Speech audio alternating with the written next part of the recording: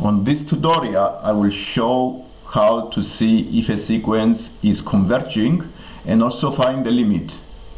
On the board I have a sequence that is a fraction and is 3n to the power of 6 plus 2n to the power of 4 over 7n minus 4n to the power of 6. The n takes values starting from 1 and go towards infinity.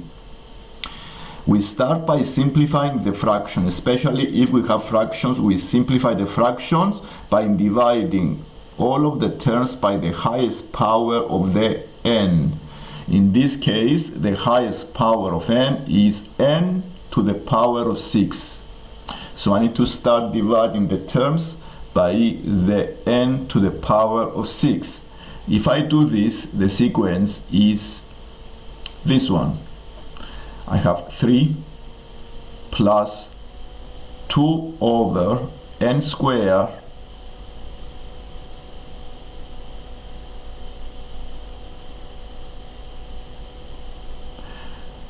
(7 over n to the power of 5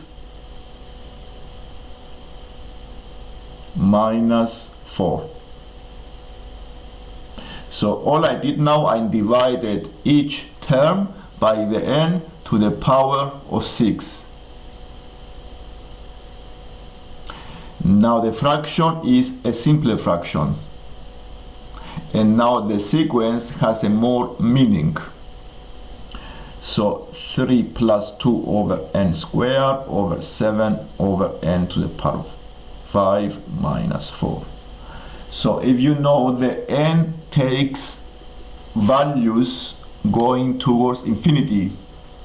Now, if the n goes towards infinity, the two sequences that we have on the fraction, because these numbers change, the n 1 over n squared, the 1 over n squared, and the 1 over n to the power of 5 go towards 0. Because if I divide 1 by a very big number, the number is 0. And therefore, the sequence is this one, the an. This is the symbol of the sequence, is equal to a 3 plus the 0 over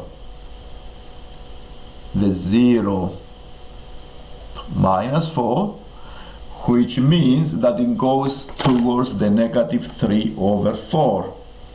So this is obvious that the an goes towards the minus 3 over 4 as the value of the n goes towards infinity. And if it goes to a specific value, then it means the sequence is converging. So if you see the graph here, we have the numbers that go towards this value. Now it doesn't touch this line. This is the line is minus 3 over 4. It's converging, which means it goes towards this specific number. And this is the limit of this sequence.